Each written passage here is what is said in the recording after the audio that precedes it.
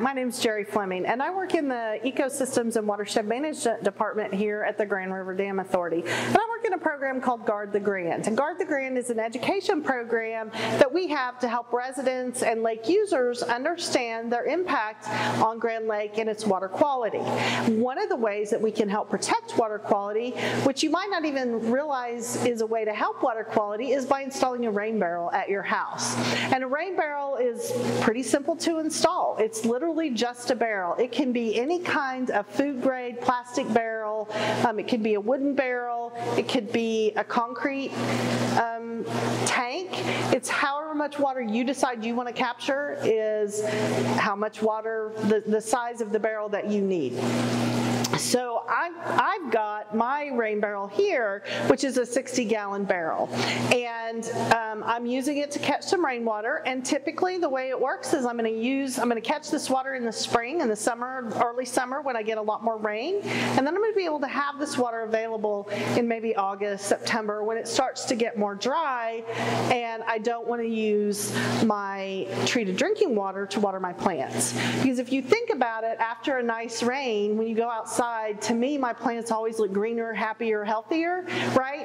Well, rainwater has a slightly different pH than our drinking water, which is typically what we water with, because that's what we have at our house, right? So we hook a hose on, we go water our plants, and they look okay, and they're still green and thriving, but they always look better after a rain. So why not just use that rainwater all the time to water your plants if you can? So it's free to catch, right? All you have to pay for really is your barrel, and they can be relatively inexpensive. You already have everything you need other than the barrel at your house, so long as you have a roof and some gutters. Now you have a catchment system, a way to transport it, and then you get your barrel and you have a way to store it. So I'm going to talk a little bit about how to build a rain barrel if you want to build one from scratch, and then talk a little bit about the barrel that I have here. So if you decide you want to build your own rain barrel, you can go to a store, or I see them on the side of the road a lot of times. You'll see blue plastic barrels. You want to make sure that they're food grade barrels and haven't had some kind of chemical in them, because you don't want that chemical leaching into your rainwater and affecting your plants. But those blue food grade barrels are perfect, and they're usually about 50 gallons. What you'll need to do is drill a hole at the base, not right at the base, you'll want to come up just a little bit, drill a hole for your spigot. Go wherever you go to the hardware store, buy either a brass or a plastic spigot, screw that in, and then caulk around it so you don't have any leaks, and that's how you're going to get the water out of it. The other thing you're going to need to do is to drill a hole at the top along one side of it for an overflow, because what we don't want to happen is to have a 2-inch rain event and our rain barrel overflowing over the top and all the way down towards our foundation. So if we have a hole on the side that we put another spigot or something into that we can attach a hose to, we can direct that hose away from the foundation of our house and spread that over our lawn or whatever. So we're not impacting our foundation, because you can cause some damage if you get too much water around your foundation. The other thing you're going to want to do is prepare the top. So the top is maybe just going to be a solid plastic ring. You're going to either want to cut a hole in it or cut a couple of holes in it. I would probably put some window screen over it on the inside to keep mosquitoes from coming out. Attach that back, attach your downspout or direct your downspout onto the top of your barrel, and that water's going to flow right into your barrel. When you get ready to use it, you're going to want to make sure when you set up your barrel that you elevate it. You're going to want to elevate it a couple of concrete blocks worth underneath it, because the higher you have it elevated, the easier it is to get your watering can under it or to attach a hose to it. So the higher it is, the greater the head pressure. The other thing you're going to want to make sure you do is attach that barrel, or make sure that barrel's on a really stable surface, because we don't want it tipping. Those barrels can weigh as much as 400 pounds when they're completely full. So you want to pay attention to that. Some people might ask, what about mosquitoes? And that's one reason that you want to put that window screen over wherever you drill your holes in the top, is we don't want those mosquitoes coming back out. The other thing I've seen people do is drill a hole the same size as their downspout, and they put that downspout in that hole and maybe caulk around that so there's not any openings for that water or those mosquitoes to come out of. The other thing you can do is take one of those mosquito dunks that you can buy at any hardware store, break it into quarters, and it's just a bacteria, so it doesn't hurt your plants, it doesn't hurt other insects, so you don't have to worry about it affecting your pollinators. It just affects mosquito larvae. So you can put a quarter of one of those mosquito dunks in your barrel about once a month, and that'll help also control your mosquitoes. The one thing you don't want to do is just have an open barrel collecting that water, because you don't want any critters getting in there. A raccoon might want to wash its acorn in there or whatever. You don't want it falling in. So you want to make sure you have some kind of lid on it. To use the water, you've elevated it, you've made sure it's good and steady, you've collected the water, and now you've got all this water. What are you going to do? You can do a couple of different things. You can attach a soaker hose to it and run it through your flower garden if the barrel's right near your flower garden. You can just fill your watering can, take your watering can and water all your flowers with that. You can take the water inside, water your inside plants. We always, when we get a rain at our house, we take all of our plants outside, let them get a good soaking, but you could just use your rainwater and take it inside and water your plants with that. You could water vegetables. I will caution you that if you're going to water vegetables with it, that you want to be careful that you don't water over the top. You always want to water the roots with it, because there can be bacteria and other debris, atmospheric deposition on your roof that's going to get washed into your barrel. You don't want that on your vegetables, so water the roots.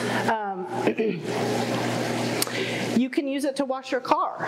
If you're like me and you are on well water and your electricity goes out, then you have no water, right? Because that pump takes electricity to pull it up. Well, I need to flush the toilet. I can get water out of my rain barrel and I can flush my toilet with the rain barrel. What I'm not going to do with water that I catch in my rain barrel is drink it. If you want to have water for all purposes in your house that you collect off your house, and there are people that are what they would call off the water grid, if you will, their only source of water is rainwater, they have a water treatment system in their house to treat that water. So if you feel like you really want to use it for treated drinking water, then you need to call the Department of Environmental Quality and find out what you need to do to get it to drinking water standards. So we're not going to say, oh, get a glass of water out of the rain barrel. It's not really for potable use, but it's good for all kinds of outdoor uses. Maybe you wonder, well, what about algae?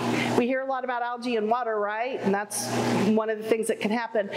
You want to make sure on your rain barrel that what you get is a dark colored barrel. You do not want a clear barrel, because the sunlight is actually what makes the algae grow. So you don't want that algae growing, so you get a dark barrel. If you have a light barrel, it's really kind of cool because you can do a light sanding on it and paint it however you want. You could decorate it all kinds of different ways if you decided you wanted to paint it. So you just need to make sure it's dark. One thing to do in the winter is you need to make sure you either move it inside so you can just take it down in the winter, or leave your spigot open, because if you get a really cold winter, then and you have water in it and it freezes, you could crack where your spigot and stuff is. So you want to make sure it's empty in the winter. Some people just turn them upside down. I have always just left my spigot open and not had an issue with it, but it is something to think about. And then just make sure that you're getting it out there early enough to catch a lot of those spring rains. So one thing you can do, because as I kind of mentioned earlier, it doesn't take a whole lot of rain to fill your rain barrel. So as I said, if you have a 1,000 square foot roof and you get 1/10 of an inch of rain, you're going to fill your rain barrel. Well, let's say you get 1 inch and you want more barrel, or want to hold more water. You can actually connect 2 rain barrels together. You can do it one of 2 ways. You can connect from your overflow, so you're filling one barrel, and then when it gets full, it goes over and fills the next barrel.